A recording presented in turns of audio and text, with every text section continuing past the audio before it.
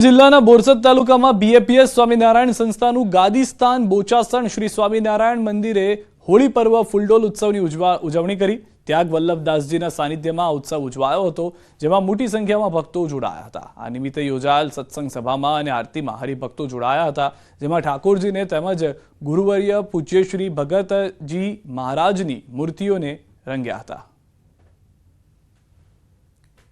અહીંયા મેં સભા મંડપ કર્યો છે, આગળ પાછળ મંડપ પણ બનાવ્યો છે, એટલે બધા ખૂબ હરિભક્તો ત્યાં આવ્યા હતા અને બધા સારા પ્રવચનો ભક્ત પ્રહલાદ વિશે તથા ભગતજી મહારાજ વિશે તથા હોળી વિશે, કારણ કે આજે બંને ભેગા કહેવાય, હોળીથી ઉત્સવ કહેવાય અને આજે ધૂળોત્સવ, હોળી ધૂળોત્સવ કહેવાય।